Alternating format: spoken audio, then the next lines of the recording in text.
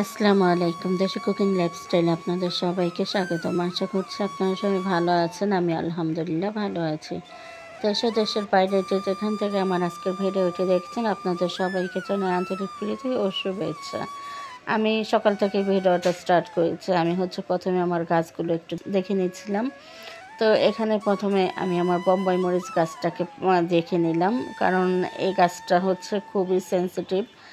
এই গাছটার মানে খুব দ্রুতই আর কি নষ্ট হয়ে যাওয়ার সম্ভাবনা থাকে। তো ইদানিং একটু বৃষ্টি হচ্ছে, তো বৃষ্টির পানি বেশি পেলে দেখা যায় গাছ, বোম্বাই মরিচ গাছ বাঁচে না। সেই জন্য আমি একটা পলি দিয়ে গাছটা আড়াল করে রেখেছি। আর এদিকে আমার নীলকণ্ঠ ফুল গাছটাও মাশাআল্লাহ অনেক বড় হয়ে গেছে। আশা করছি কিছুদিনের মধ্যে ফুল ফুটবে। তো যখন ফুল ফোটে সেটাও আপনাদের সাথে শেয়ার করব। আর এই যে এটা কি ফুল গাছ আমি নিজেও জানি না। আমার ছেলে আমার মায়ের কবর জিয়ারত করতে গিয়ে নিয়ে এসেছিল। তো আনার পরে আমি আর কি আমার ছেলেই লাগিয়ে দিয়েছে গাছটা। তো গাছটা বড় হয়েছে, ফুলও ছোট ছোট সাদা ফুল। আর এটা আমার গোলাপ গাছ। তো আমি আমার গোলাপ গাছের জায়গাটা পরিবর্তন করে দিয়েছি। গোলাপ গাছের জায়গায় রেখেছি এই বোম্বাই মরিচ গাছটা। এই গোলাপ গাছটা আর সাইডে সরিয়ে দিয়েছি। একটু বৃষ্টি কমেছিল, সেজন্য আমি পলিটা সরিয়ে দিলাম। একটু আলো বাতাস লাগার প্রয়োজন আছে, তা না হলে আবার সমস্যা হবে। সেজন্য একটু পলিটা সরিয়ে দিলাম। তো এরপরে অফ ক্যামেরা নাস্তা করে বরাবর বাসায় চলে গিয়েছিলাম। তো সেখানে গিয়ে তো রান্নার প্রিপারেশন নিয়ে নিচ্ছি। সব কিছু আর ভিডিও করা সম্ভব হয় নাই। তো আমি প্রথমে এখানে খিচুড়ি রান্না করে নিচ্ছি, যেহেতু বর্ষার সিজন, বৃষ্টি হচ্ছে।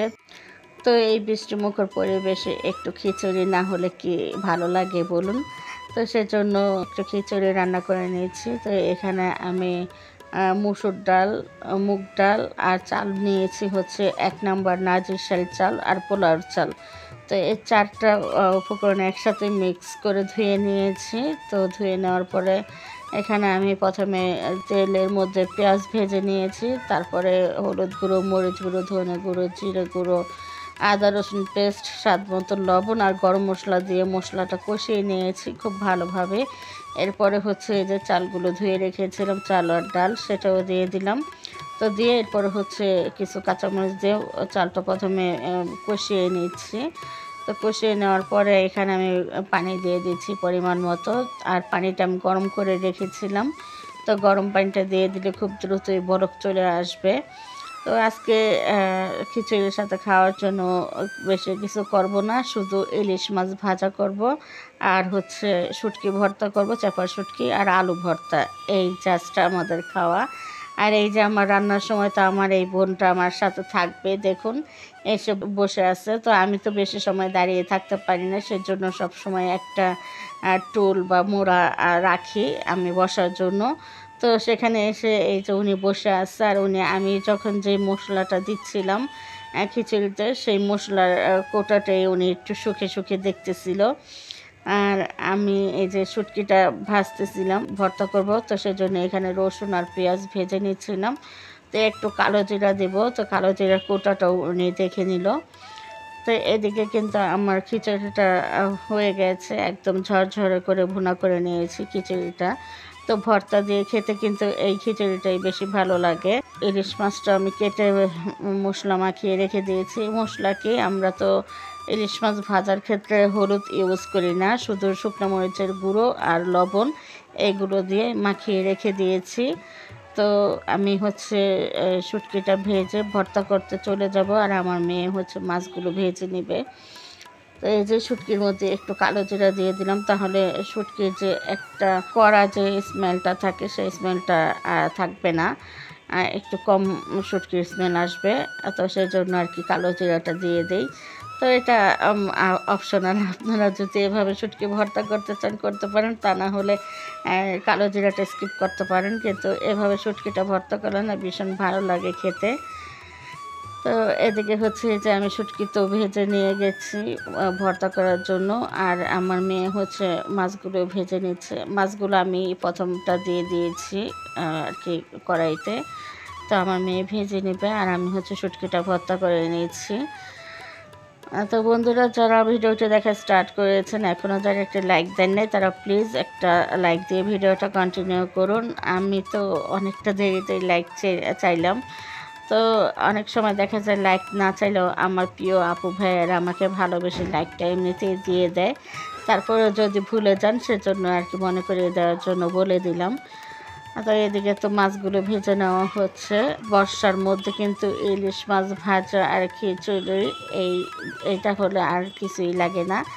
আর যেগুলো করেছে ভর্তা, এটা হচ্ছে আমাদের মানে বাড়তি খাওয়া। তো এখন হচ্ছে আমরা সবাই খেতে বসে গেছি কাজটা সব কমপ্লিট করে। তো আমি তো এই যে খাবারটা খেয়ে নিয়েছি। আমি আজকে হচ্ছে মাটির প্লেটে খিচুড়িটা নিয়ে নিয়েছি, আর হচ্ছে আলু ভর্তা নিয়েছি, শুটকি ভর্তা নিয়েছি, আর এই যে ইলিশ মাছ ভাজা, মানে মাথাটা ভেজেছি, তো মাথাটা নিয়ে নিয়েছি। আর এই মাথা খাওয়ার মানুষ নাই, মাথাটা শুধু আমি খাই আর আমার হাজব্যান্ড খায়। তো সে হচ্ছে গরম গরম হলে খায় মাছের মাথা ভাজা, আর নয়তো খায় না। আর সে তো বাড়িতে নেই, তো সেজন্য আমি খেয়ে নিচ্ছি। তো বন্ধুরা, যারা আজই প্রথম আমার ভিডিওগুলো দেখতেছেন, আজই প্রথম আমার চ্যানেল ভিজিট করেছেন, চাইলে আমার চ্যানেলটি সাবস্ক্রাইব করে আমার পাশে থেকে যেতে পারেন।